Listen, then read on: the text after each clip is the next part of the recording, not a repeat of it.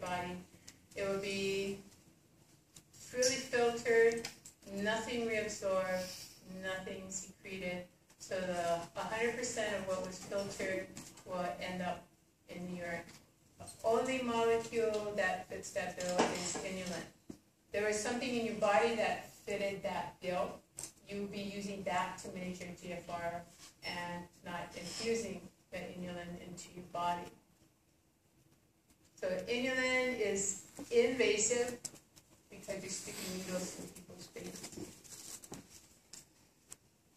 If you filter it and nothing appears in the urine, it must have been 100% reabsorbed. Glucose fits that bill. As long as you're in normal blood glucose ranges, so 100, 110, sometimes 90. Some people say you should have your blood glucose between 90 and 110. So in that normal range, 100% of filtered glucose is reabsorbed. Nothing will appear in the urine until you exceed the actual renal threshold of glucose, and that's at 200 milligrams per 100 ml of blood. So I bumped that by accident. Here we've got 6 particles filtered and only 3 show up in the urine. That means that 50% of what was filtered was reabsorbed. What fits the bill for that is urea. So urea is 50% reabsorbed and recycled to help with concentrating your interstitial gradients.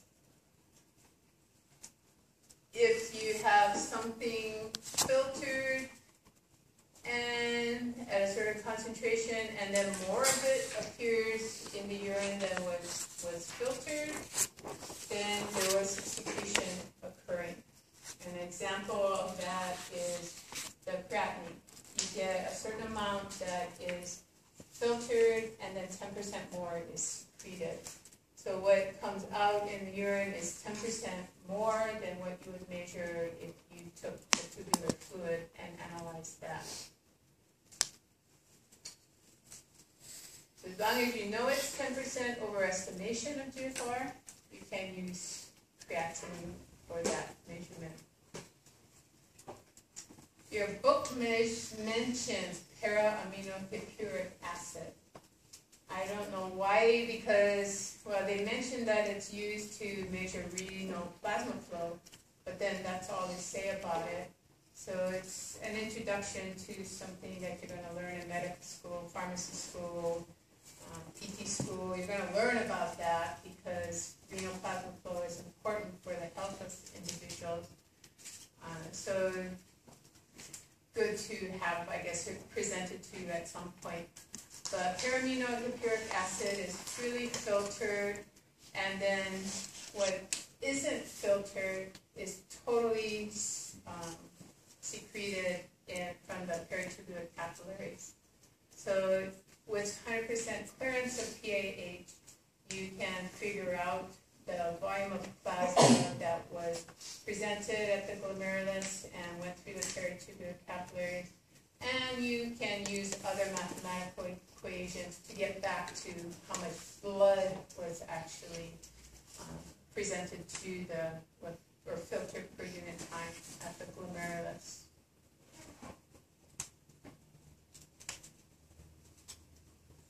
Okay, so why do you care about glomerular filtration rate and all the interstitial concentrations? Because if you're dehydrated, you want to be able to reabsorb water to the max and get rid of solute out. So you have ability to reduce your flow rate to about 0.3 mLs per minute.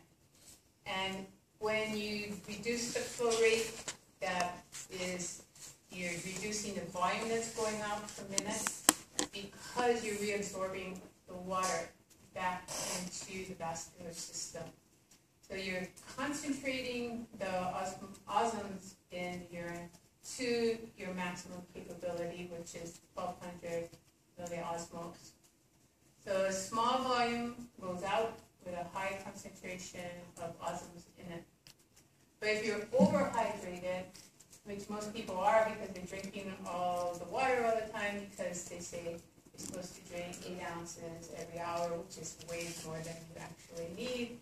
But if you drink 8 ounces 3 times a day, you're probably still more hydrated than you actually need to be if you're not exercising heavily or panting a lot.